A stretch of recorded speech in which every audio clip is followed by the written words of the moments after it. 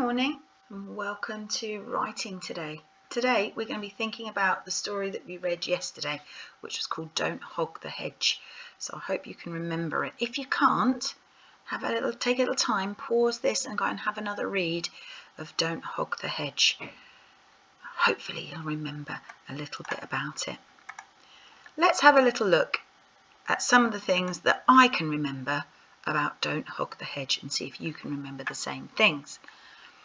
Now I can remember the very first thing in the book is we meet Hattie the hedgehog, and she was snuggling down to go to sleep for the winter time. So I've got written here, look, Hattie was snuggling down to sleep. She was nice and cosy in her hedge, wasn't she?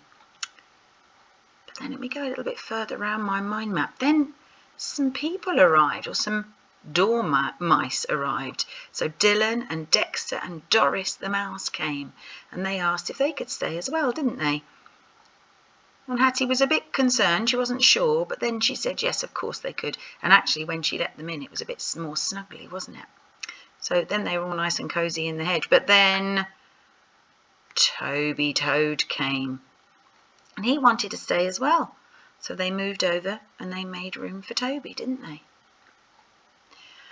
Then not too long afterwards there was a big buzzing, do you remember? And Queen Beatrice the bee came buzzing by, and she needed to stay as well, so they had to make room for her. So now there was Hattie and Dylan and Dexter and Doris and Toby and Beatrice in the hedge. So I don't think Hattie was hogging the hedge then, was she? But then they heard some sobbing, and who was coming? That's right, it was Billy the Bat. He couldn't find his family, could he? And he said, could he stay with them because he was lonely? And of course Hattie said yes. But then when Billy snuggled in, she realised that there wasn't a lot of space anymore. So rather than getting cross or saying, this is my hedge, you all need to leave, can you remember what Hattie did? Hattie said to them all, you can have my hedge. I'll go and find somewhere else to live. But they didn't want that, did they? They wanted to be with Hattie because she'd been so kind to them. They wanted to stay all together. So at the end of the story, they all left to find a new home all together that they could stay in. And I think they found a cave. And can you remember who was inside the cave? That's right, it was Billy's family, wasn't it? So eventually they were all in this lovely snuggly down together. So for our writing today, you're going to have a sheet that looks a little bit like this.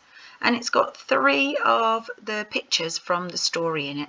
So it's got a picture from the beginning of the story here. And it's got a picture from the middle of the story here. And it's got a picture from the end of the story here. And we're going to try and write in the spaces here what happened in the story. So in this very first picture here at the beginning of the story, we've got Hattie all ready to go to sleep. So Hattie was going to sleep, all nice and cosy in her hedge, wasn't she? Then by the time we get to the middle of the story, we can see a lot more of the characters here. Look, we can see Dylan and Dexter and Doris, there they are. And we can see Queen Beatrice, and we can see Toby, and we can see Billy Bat. So they've all arrived. And this is the point in the story where Hattie's saying, you can have my hedge. That's lovely, isn't it? And then they decide they don't want to do that, don't they? So we get towards the end of the story here, where if you look, you can see the sunset, and they're all walking off into the sunset together to find a new perfect place to live. So they all found a new home together. So I wonder if you'll be able to have a go at writing just a little caption, which is like a short sentence to go with each of the pictures. One from the beginning, where Hattie was ready to go to sleep.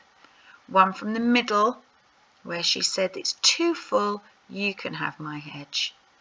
And one from where they all set off together to find a new home where they could stay. I look forward to seeing your writing. I hope you enjoy the story. See you soon. Bye-bye.